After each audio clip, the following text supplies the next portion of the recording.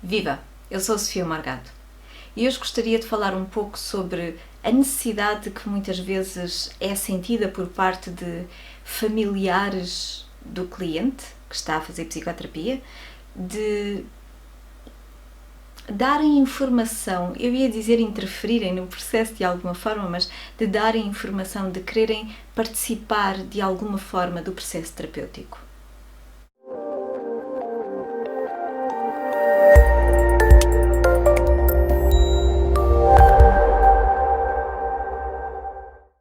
Esta vontade de participar no processo terapêutico do seu familiar, da sua pessoa querida, é boa e pode ser útil de alguma forma, pode ser útil em casa, pode ser útil ao longo do processo.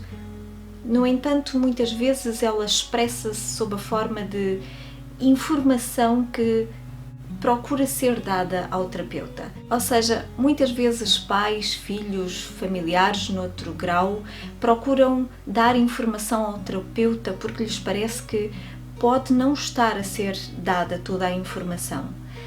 E se bem que pontualmente em algumas situações pode ser útil, na maior parte dos casos eu diria que não é. Na minha perspectiva de terapeuta, eu gosto de trabalhar com o conteúdo que o cliente traz para a sessão, para a terapia, para o processo em si.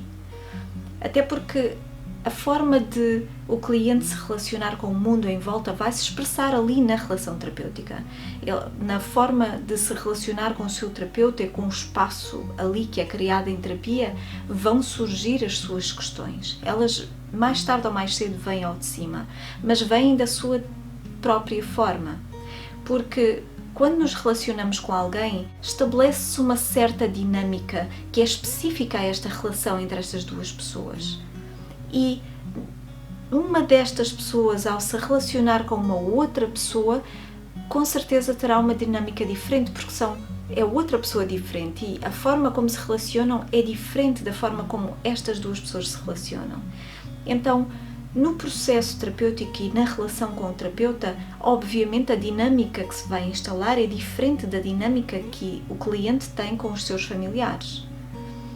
E sim, aquilo que surge nestas outras relações pode ser aquilo que precisa de ser trabalhado, sem dúvida. No entanto, a informação que os outros podem trazer para o processo será sempre sob a perspectiva dos outros, não sob a perspectiva do cliente. E aquilo que nós trabalhamos em terapia é aquilo que o cliente sente, é aquilo que se passa interiormente, é o desconforto que a pessoa possa sentir em determinada circunstância, em determinado tipo de contexto. Então é com isso que nós vamos trabalhar, porque mesmo fora do contexto terapêutico, tantas vezes nós podemos dar bons conselhos a outras pessoas, podemos receber bons conselhos de outras pessoas, mas será que isso faz alguma diferença? Precisamos de ser nós a passar pelas situações, precisamos de ser nós a sentir aquilo na pele, como costumamos dizer, para poder entendê-lo de uma outra forma. E muitas vezes aquilo que os outros nos dizem, nós não compreendemos simplesmente porque não é a nossa experiência interior, é a experiência do outro e nós somos pessoas diferentes, inevitavelmente. Então a informação que os pais, os filhos, algum outro familiar noutro nível, noutro grau, possa querer trazer sobre o cliente, possa querer dar, vai nos dar mais informação sobre a pessoa que está a querer dar a informação do que sobre o próprio cliente. Isto na maior parte dos casos e das situações. Então, não é sobre a outra pessoa que eu vou querer saber, porque este é o ponto de vista da outra pessoa que me vai estar a dizer muito sobre quem é esta outra pessoa, como ela se sente, como ela se expressa, quanto mais não seja nesta relação ou neste tipo de situações. E esta outra pessoa não é o meu cliente, então eu não vou querer saber isto. Eu quero saber o que é que esta pessoa sente, que eu estou a acompanhar, o que é que o cliente sente, como é que ele se expressa, como é que ele se relaciona com estas situações. Como disse, existem situações pontuais, obviamente, mas na maior parte dos casos é isto que acontece. E na minha experiência, eu não quero informação do exterior, até porque poderia influenciar de uma outra forma, de uma forma pejorativa aqui o processo terapêutico.